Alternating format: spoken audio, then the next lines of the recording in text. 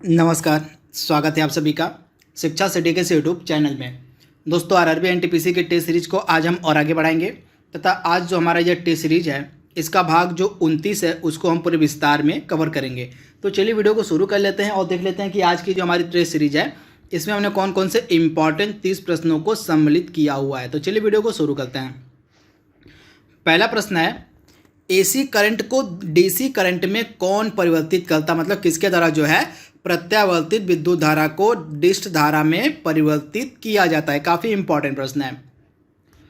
तो AC current को DC current में परिवर्तित किया जाता है किसकी मदद से, तो रेक्टिफायर की मदद से। तो राइट आंसर आपका हो जाएगा, जो रेक्टिफायर होता है वह एसी करंट को डीसी करंट में परिवर्तित करने का कार्य करता है। अगला प्रश्न है, निम्न में से कौन सी धातु जो है अर्धचालक की तरह ट्रांजिस्टर में प्रयोग की जाती है। काफ़ी इंपॉर्टेंट प्रश्न है। तो अर्धचालक की तरह कौन सी धातु है जो ट्रांजिस्टर में उपयोग में लाई जाती है, तो आपका राइट आंसर हो जाएगा जर्मेनियम, यानी ऑप्शन जो बी है इसका बिल्कुल सही है, जर्मेनियम। अगला इंपॉर्टेंट प्रश्न है, सोडियम 24 का जो उपयोग है किसके उपचार में किया जाता है, आपको बताना है। तो सोडियम 24 का जो उपयोग है किसके उपचार में किया जाता है, तो रक्त व्यतिक्रम के। तो राइट आंसर आपका हो जाएगा रक्त व्यतिक्रम के उपचार में जो है सोडियम 24 का इस्तेमाल किया जाता है। तो आप इसे याद देखिएगा। वहीं थायराइड के उपचार के लिए किसका उपयोग करते हैं हम, तो आयोडीन का जो इस्तेमाल होता है, आयोडीन 131 आप याद देखिएगा। आयोडीन 131 का जो इस्तेमाल है यह किया जाता है थायराइड ग्रंथि के इलाज के लिए। और वहीं रक्त कैंसर का इलाज किसके द्वारा किया जाता है, तो किस रासायनिक तत्व का उपयोग किया जाता है, तो कोबाल्ट जो होता है आपका 60, कोबाल्ट 60 का जो इस्तेमाल होता है वह रक्त कैंसर के इलाज के लिए किया जाता है। और रक्त व्यतिक्रम के इलाज के लिए सोडियम 24 का इस्तेमाल किया जाता है। और ट्यूमर की पहचान किसकी मदद से की जाती है, तो आर्सेनिक 74 की मदद से जो है,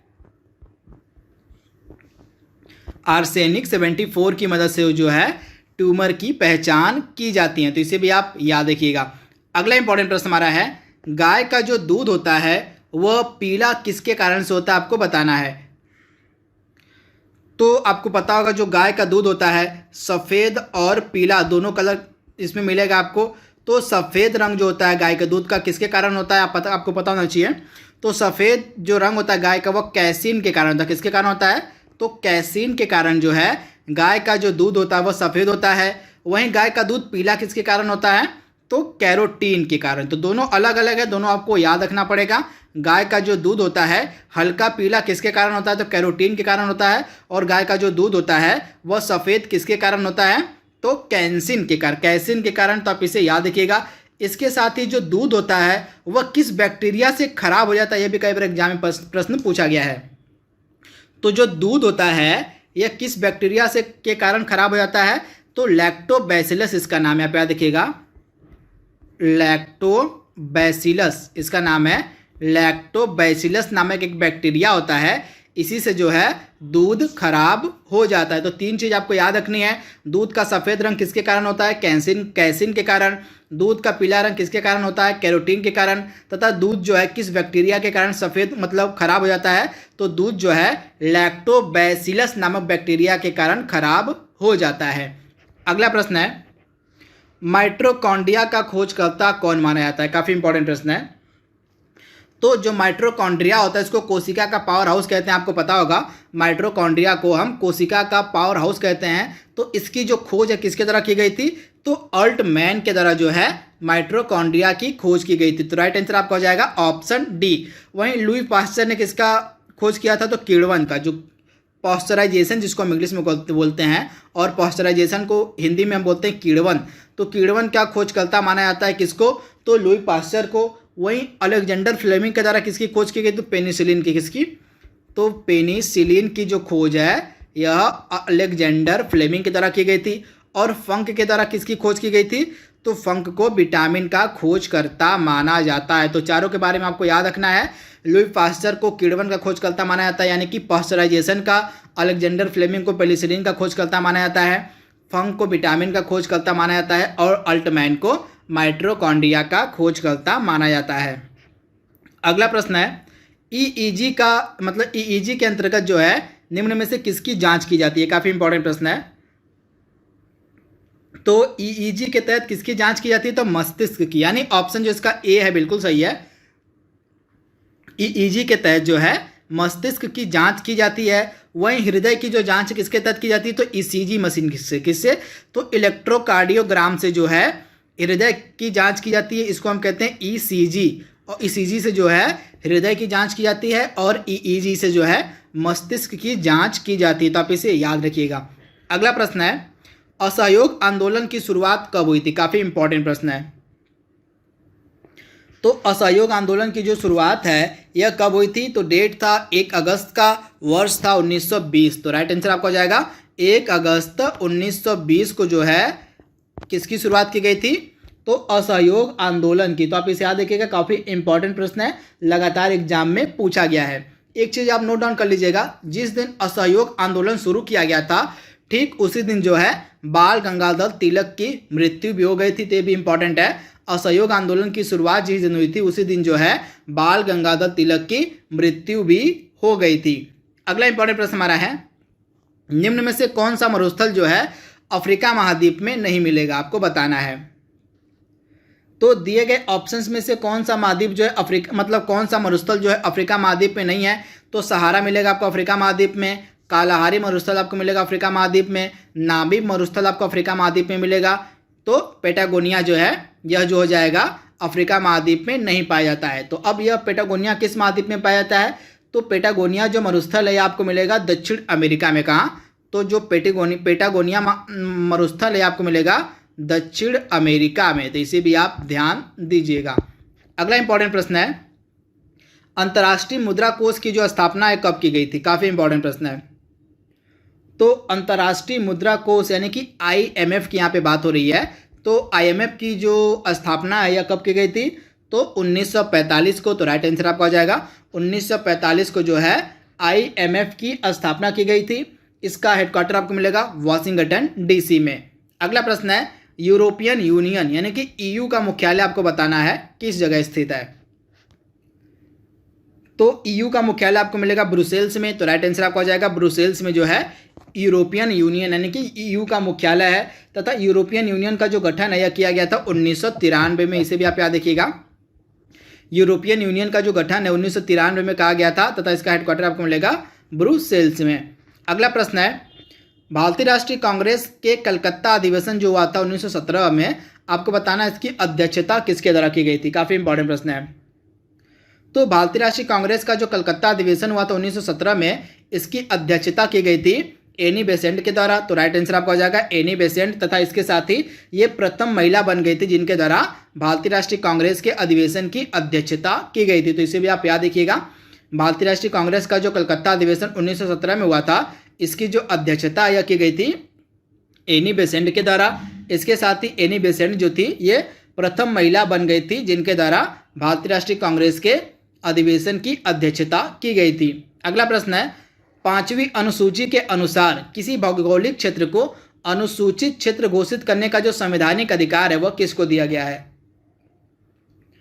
तो 5वीं अनुसूची के अनुसार किसी भौगोलिक क्षेत्र को अनुसूचित से क्षेत्र जो है घोषित करने का जो संवैधानिक अधिकार है यह राष्ट्रपति के पास है। तो राइट आंसर आपका हो जाएगा राष्ट्रपति, यानी कि ऑप्शन जो डी है इस प्रश्न का हमारा बिल्कुल सही है।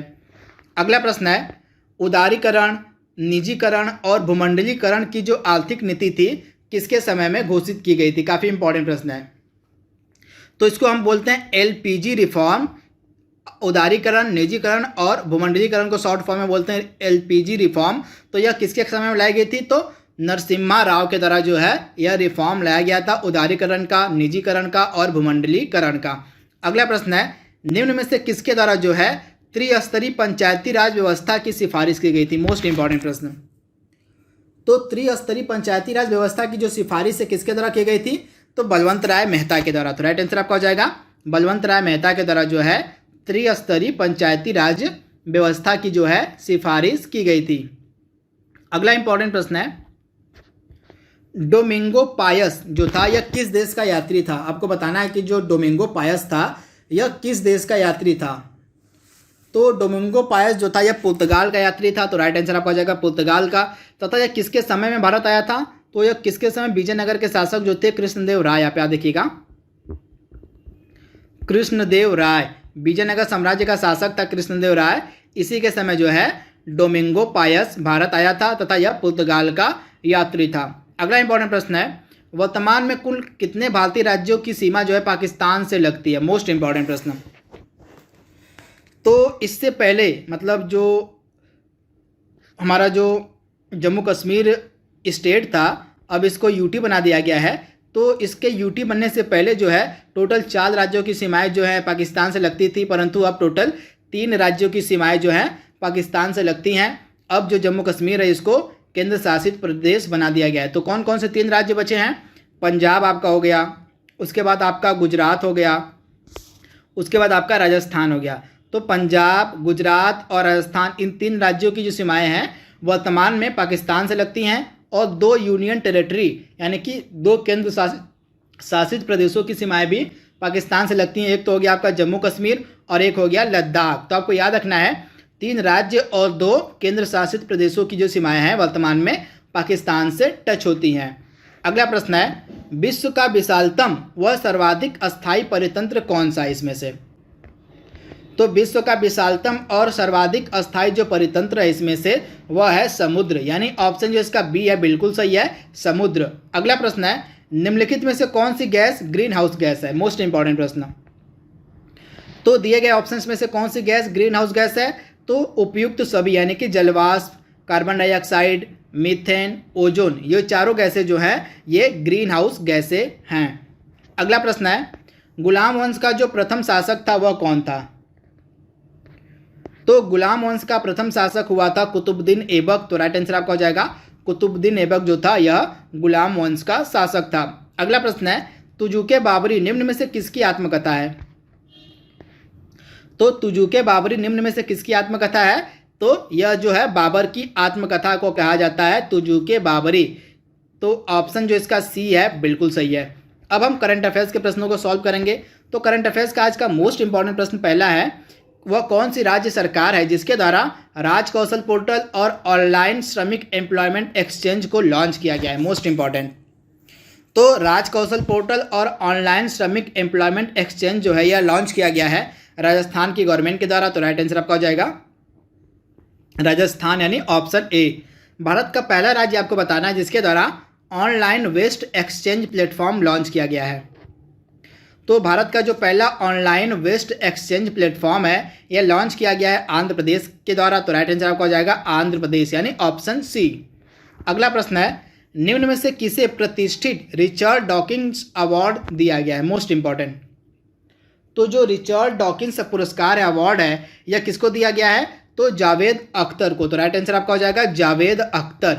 अगला प्रश्न है, विश्व व्यापार संगठन यानी कि WTO के WTO में भारत के नए राजदूत किसे बनाया गया है। मोस्ट इंपॉर्टेंट प्रश्न। तो WTO में भारत के नए राजदूत कौन बने हैं, ब्रजेंद्र नवनीत। क्या है इनका नाम, तो ब्रजेंद्र नवनीत जो हैं ये WTO में भारत के नए राजदूत बने हैं। तो इसे भी आप याद रखिएगा। तथा एस तिरुमूर्ति कौन बने हैं, तो यूनाइटेड नेशन में भारत के अस्थायी प्रतिनिधि। आप याद रखिएगा यूनाइटेड नेशन में भारत का जो अस्थायी प्रतिनिधि है वह बनाया गया है एस तिरुमूर्ति को। तो आप इसे याद रखिएगा। अगला प्रश्न है, चैलेंजर डीप तक पहुंचने वाली पहली महिला आपको बताना। मैं आपको बता दूं ये जो चैलेंजर डीप है यह पृथ्वी का अब तक का ज्ञात जो है सबसे गहरा स्थल है। आप याद देखिएगा पृथ्वी का अब तक का ज्ञात सबसे गहरा स्थल है जिसको कहा जाता है चैलेंजर डीप। यह आपको मिलेगा प्रशांत महासागर में। तो इसी जगह पहुंचने वाली जो पहली महिला बनी उनका नाम है कैथी सैलिवन। तो राइट आंसर आपको हो जाएगा कैथी सैलिवन यानी ऑप्शन ए इसका बिल्कुल सही है। अगला प्रश्न है, निम्न में से किस राज्य में मंकी पार्क बनाया जा रहा है। तो मंकी पार्क बनाया जा रहा है शिमोगा डिस्ट्रिक्ट में। शिमोगा डिस्ट्रिक्ट आपको मिलेगा कर्नाटका में। तो राइट आंसर आपको हो जाएगा कर्नाटका के शिमोगा में। अगला प्रश्न है, हाल ही में बिहार राज्य सरकार के द्वारा बिहार खादी का जो ब्रांड एम्बेसडर है किसे बनाया गया है। तो बिहार खादी का ब्रांड एम्बेसडर बनाया गया है पंकज त्रिपाठी को। तो राइट आंसर आपका हो जाएगा पंकज त्रिपाठी यानी ऑप्शन जो इसका बी है बिल्कुल सही है। अगला प्रश्न है, निम्न में से किसे मेडल ऑफ द ऑस्ट्रेलिया 2020 से सम्मानित किया गया है। तो मेडल ऑफ द ऑस्ट्रेलिया 2020 से किसे सम्मानित किया गया? तो शोभा शेखर। राइट आंसर आपका हो जाएगा शोभा शेखर। घर घर निगरानी नामक जो मोबाइल एप्लीकेशन है किस राज्य के द्वारा लॉन्च की गई है? मोस्ट इंपॉर्टेंट प्रश्न। तो घर घर निगरानी नामक जो मोबाइल एप्लीकेशन है यह किस राज्य के द्वारा लॉन्च की गई है? तो पंजाब इसका राइट आंसर हो जाएगा पंजाब। आज का लास्ट प्रश्न है, बाल श्रमिक विद्या योजना किस राज्य सरकार के द्वारा लॉन्च की गई है? तो बाल श्रमिक विद्या योजना जो है यह उत्तर प्रदेश की गवर्नमेंट के द्वारा लॉन्च की गई है। तो राइट आंसर आपका हो जाएगा उत्तर प्रदेश। तो दोस्तों आरआरबी एनटीपीसी की जो टेस्ट सीरीज है उसके भाग 29 को हमने पूरे विस्तार में कवर कर लिया है। जल्दी मिलेंगे हम इसके अगले भाग में, तब तक के लिए thank you, thanks for watching, thank you. Hello friends, जैसा कि मैं आपको रोज़ प्रमोशनल वीडियोस में बता रहा हूँ कि अनअकैडमी के सब्सक्रिप्शन जो हैं वो महंगे होने वाले हैं। तो मैं यही आपसे कहूँगा कि अगर आप सब्सक्रिप्शन लेने के मूड में हैं, अगर आप सब्सक्रिप्शन लेने के लिए प्रिपेयर्ड हैं, जो कि आपके ग्रुप डी के अब एग्जामिनेशंस हैं प्लस एसएससी के एग्जामिनेशंस हैं आपके, तो ज़रूर आप एसएससी कैटेगरी में जाके सब्सक्रिप्शन ले सकते हैं, जहाँ कि आप देख रहे हैं कि प्राइसेस जो है जल्दी बढ़ने वाले हैं और प्लस अभी आपको एक्स्ट्रा डिस्काउंट्स भी चल रहा है जिसके बारे में हम बताएंगे। तो जल्दी से सब्सक्रिप्शन ले लीजिए। बेनिफिट्स क्या क्या मिलेंगे कि आपको डाउट क्लियरिंग सेशंस को प्रायोरिटीज़ दी गई हैं, वो आपको मिल जाएंगे, लाइव सेशंस मिल जाएंगे, लाइव क्लासेस मिल जाएंगे, इंटरेक्टिव क्लासेस जिसमें मेरी भी क्लासेस दिखती हैं। कोड यूज़ करना पड़ेगा आपको wimlace@14, ठीक है, wimlace@14। जैसे ही कोड यूज़ करेंगे तो आपको क्या होगा, यहाँ पे 20% ऑफ अभी मिल जाएगा, प्लस अप टू 10% तक ऑफ जो है वो कॉइन से भी मिल जाएगा। तो अप्रॉक्स 20 to 30% तक ऑफ पा सकते हैं। तो जल्दी ही प्राइजेस बढ़ने वाले हैं। मैं आपसे यही कहूँगा जल्दी से सब्सक्रिप्शन ले ले, ताकि ज़्यादा से ज़्यादा क्लासेस का और कम पैसे में आप इसका फ़ायदा उठा सकें। प्लस अभी देखिए मैंने बताया कि 29 जुलाई तक अगर आप सब्सक्रिप्शन लेते हैं तो 20% का आपको ऑफ भी मिल जाएगा, डिस्काउंट भी मिल जाएगा। कोड या क्या यूज़ करना है? कोड वही यूज़ करना है VIMLESH, ठीक है, wimlace@14। इस कोड को यूज़ करके आप सब्सक्रिप्शंस में ऑफ पा सकते हैं। ध्यान रखिएगा, wimlace@14 कोड को यूज़ करके आप सब्सक्रिप्शन में 20% का ऑफ पा सकते हैं और प्राइजेस आपके जो बढ़ने वाले हैं उससे भी आपको रियायत मिल सकती है। तो उम्मीद करता हूं दोस्तों आप जल्दी से सब्सक्रिप्शन ले लेंगे। अगर आप उसके इंटरेस्टेड होंगे तो जरूर सब्सक्रिप्शन ले लेंगे। Thank you so much. चलिए मिलते हैं हम आपको लाइव क्लास में।